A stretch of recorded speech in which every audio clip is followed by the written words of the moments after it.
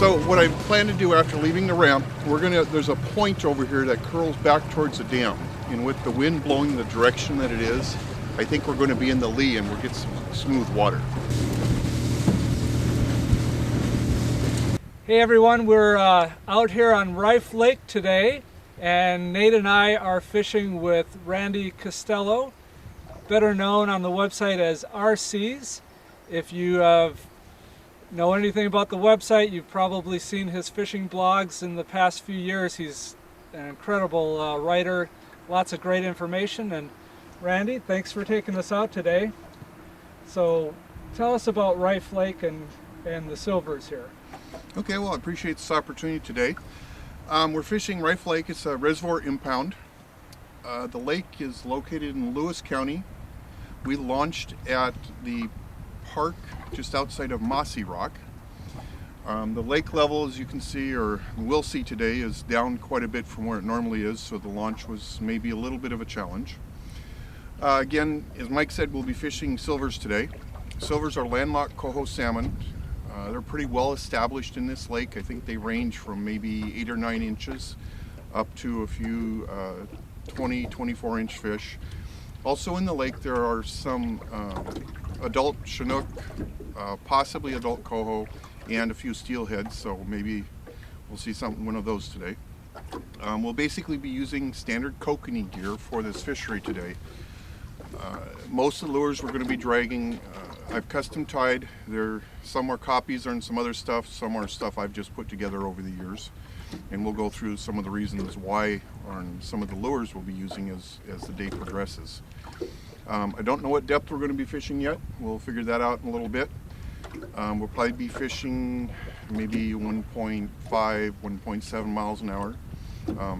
Primarily off the downriggers, but we will have lead line and a surface line out, so we'll see what happens. All right, well, I'm pumped up, so let's go get some fish.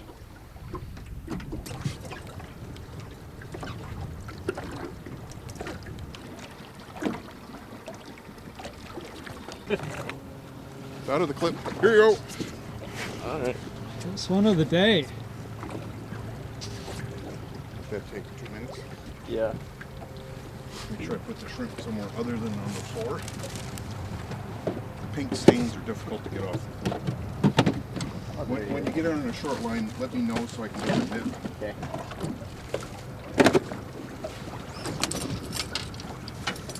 It's the hazards of doing this when you don't have all the gear out.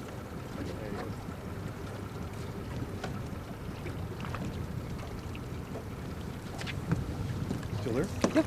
I got the sunlight. Not going anywhere. Oh, it's a little one. Yeah. That one's going back. You guys don't mind, as I say, yeah, he goes back. So as we start to move, you'll see the arches form. So there's a definite thermal climb right now between about 18 and maybe 30, 28, 30 feet. And it looks like a lot of the fish are focused right, well, kind of scattered all over. But on this high spot, those are probably smallmouth, but I am not a bass.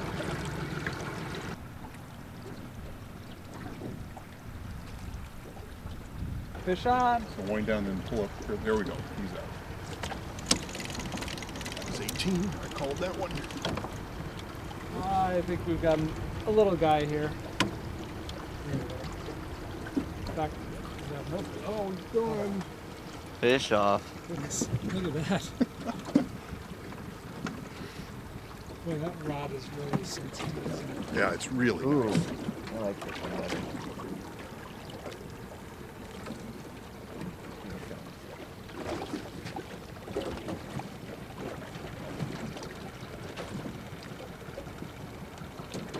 Yeah, I forgot we changed rods. That hit was nice. Fish on over here.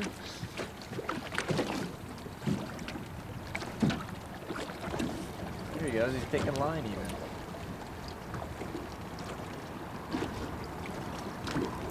This is Yeah. A lot of times when I'm fishing these deep meter marks and you're kind of chasing the meter mark, you're raising and lowering the downrigger to the meter mark. I'll run the line from the clip to the dodger about 100 feet or so So what it does is it gives you time to adjust the depth of the downrigger ball or the depth you're running the lure at. So when you do go past where the meter mark was, your lure's at the right depth. Another double for Randy and I. Wow.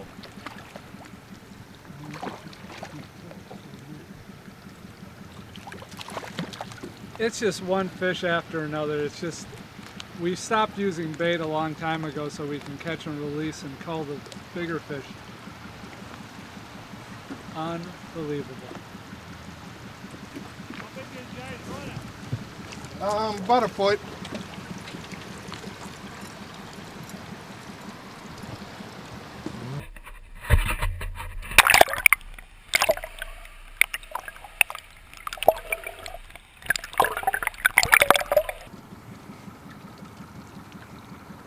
So Nate, you got your little miniature pole there, huh? 4-pound test. Pee-wee pole.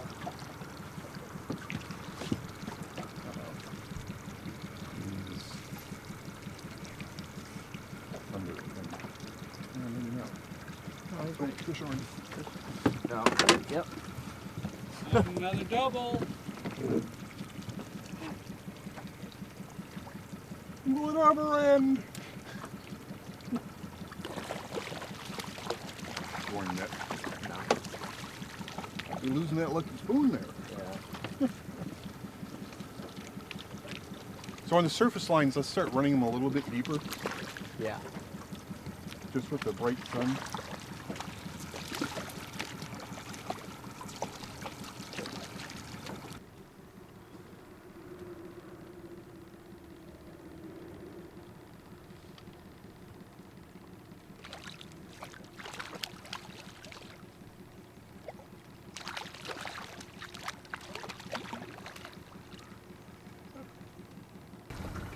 So the reason why I try to reduce the distance or the amount of water you're covering with the screen is on the auto mode you're taking the entire depth of the body of water you're fishing, which in this case right now is 120 feet, or if we're further out in the lake it could be 300 feet, and you're trying to get detail in a 4-inch section of screen.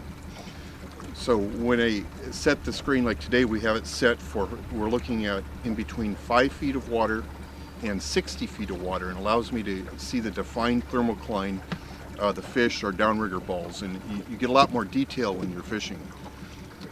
Anyway, again, get to know your fish finder.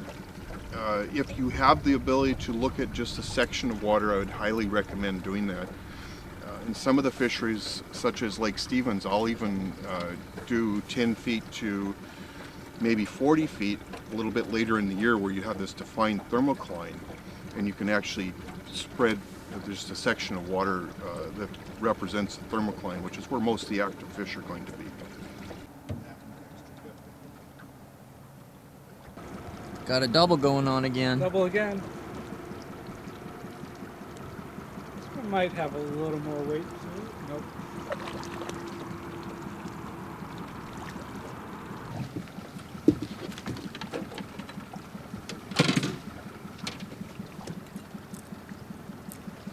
I'm gonna have to get 2 dehookers out for these. And I have a second one. I actually have a third too.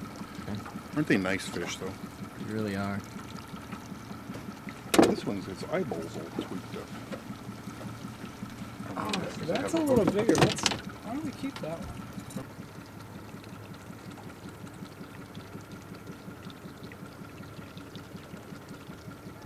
It's the most relaxing fishing ever. These days are sometimes few and far between, so.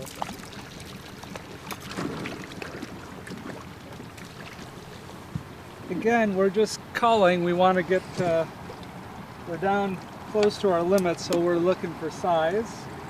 So the proper technique for catch and release, if the fish will cooperate,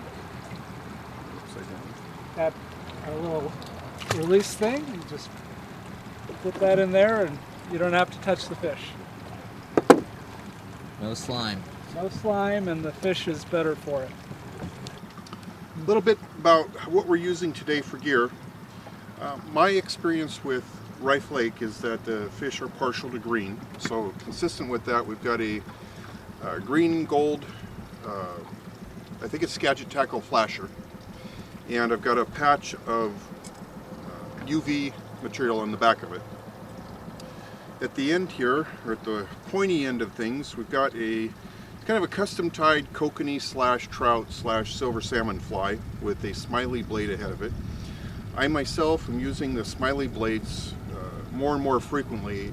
They spin very well at low speeds. If you happen to be trolling at a higher speed, you can change how the blade spins by bending it, so you can kind of customize the lure as you're using it. In this case, I've got one clear bead in between the smiley blade and the top of the fly. I'm using, we've got 8-pound leader on. I'm only using 8-pound because that's what I happen to have in the boat. Normally for this type of fishery I'd be using 12 because you are catching a lot of fish and your leaders are getting beat up quite a bit. So this is kind of my standard tackle. I usually fish a leader that's maybe twice as long as the Dodger. This one's a little bit longer, just only because I was playing with some different things today. But normally my leader would probably be maybe this long for this type of fishery, or a lot of the kokanee fisheries. That's not to say you can't go to a longer leader and be effective, because when the Dodger's going through the water, it's going like this, you're looking for the pressure wave the Dodger creates. That's what attracts the fish. It's not necessarily the flash.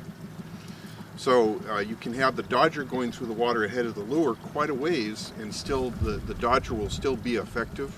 What I use the longer leader for sometimes, when it's a little bit harder fishing, I'll extend the leader lengths away from the Dodger, maybe as much as 2 or 3 feet.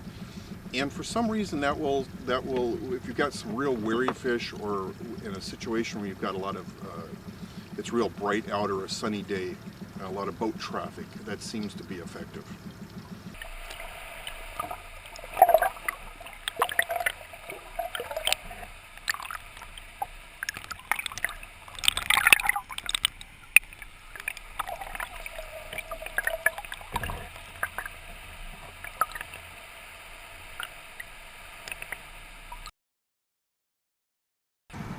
Well, Randy, another 50 fish day, right? Just typical fishing here on Riffe Lake?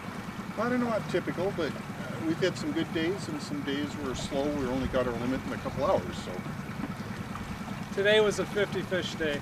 I mean, we just were catching and releasing non-stop. We put the bait away pretty quick, got our limits at the end of the day, and yeah, it's just been great, and I sure do thank you for taking us out and showing us the fishery here. Enjoyed sharing it. Hopefully we'll be able to get out and do a couple other Lake Stevens or some of our local lakes. Maybe even got some salmon opportunities coming up this year. We can play with that a little bit. Yep. This lake, Riffe Lake, there's, just for